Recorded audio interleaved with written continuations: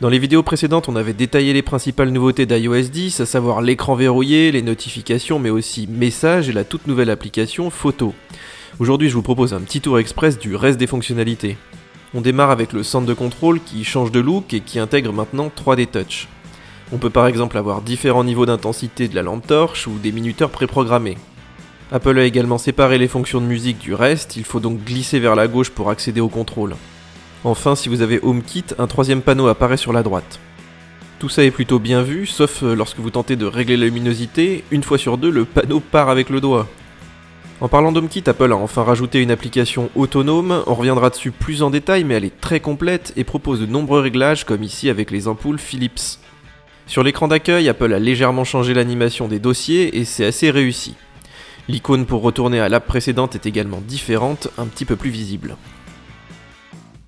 Au niveau des apps, quelques raccourcis 3D Touch ont fait leur apparition, on peut par exemple partager l'application ou encore gérer les priorités des téléchargements directement depuis l'icône de l'app. Apple autorise désormais à supprimer ses propres applications de l'iPhone, mais en réalité elles seront simplement masquées.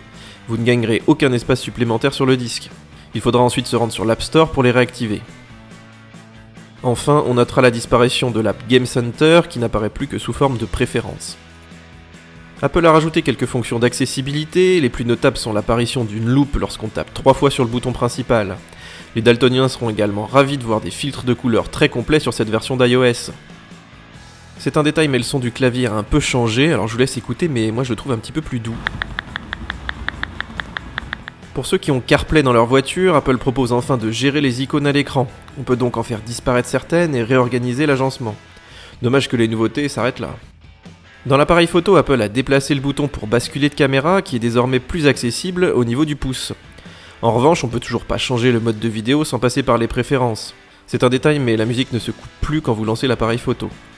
Enfin, Apple propose de pouvoir recadrer et d'appliquer des filtres sur les live photos. Vous pouvez aussi désormais annoter les images et dessiner dessus par exemple.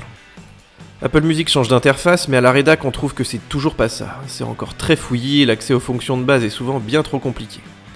Les icônes et les textes sont plus gros, mais en même temps c'est beaucoup trop imposant sur les petits iPhones. On notera enfin l'arrivée de réglages de stockage dont on peut désormais limiter la taille du cache. L'application Plan a également reçu un bon coup de pinceau, c'est plus clair et Apple s'est inspiré de Google avec ce petit tiroir qui regroupe la plupart des infos.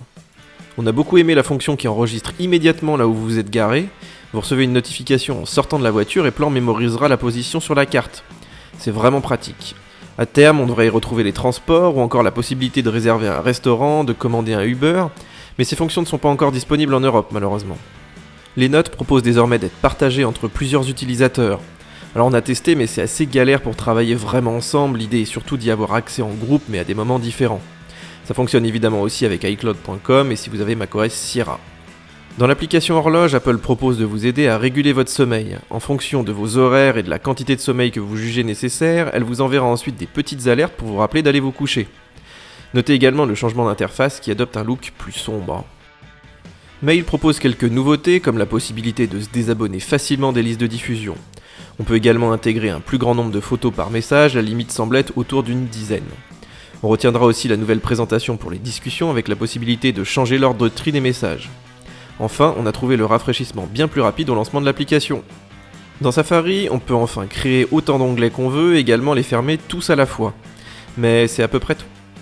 Sur iCloud Drive, si on a un Mac sous macOS Sierra, on peut désormais accéder aux fichiers du Mac, y compris les documents et le bureau. Mais il faudra opter pour une formule payante et les tarifs ne sont vraiment pas donnés. Autre fonction bien pratique, toujours combinée avec Sierra, le copier-coller est désormais partagé entre tous vos appareils. Vous pouvez copier une image sur l'iPhone et venir la coller sur le Mac ou inversement. C'est vraiment très bien vu. Côté téléphone, Apple va permettre à WhatsApp et aux applications de voix sur IP d'adopter une interface standard, notamment sur l'écran verrouillé. Elle proposera également de transcrire la messagerie vocale visuelle au format texte. Enfin, on termine avec l'iPad dont les nouveautés spécifiques à la tablette sont malheureusement vraiment peu nombreuses. Dans Safari, on peut désormais afficher 2 fenêtres côte à côte. Dans l'appareil photo, l'aperçu prend désormais toute la surface de l'écran et l'interface des contrôles a été un peu revue. Dans Mail, on retrouve la nouvelle interface des discussions et si vous avez un iPad Pro de 12,9 pouces, l'app peut désormais s'afficher sur 3 colonnes comme sur Mac. C'est quand même vraiment dommage qu'Apple ne s'intéresse pas plus à sa tablette en lui offrant une vraie version d'iOS, surtout depuis l'arrivée de l'iPad Pro. Voilà, on a donc fait un petit tour de la plupart des nouveautés d'iOS 10. Si vous aimez ce qu'on fait, n'oubliez pas de mettre des petits pouces sous la vidéo et de vous abonner à la chaîne. Et nous on se retrouve sur Mac Forever. Ciao ciao!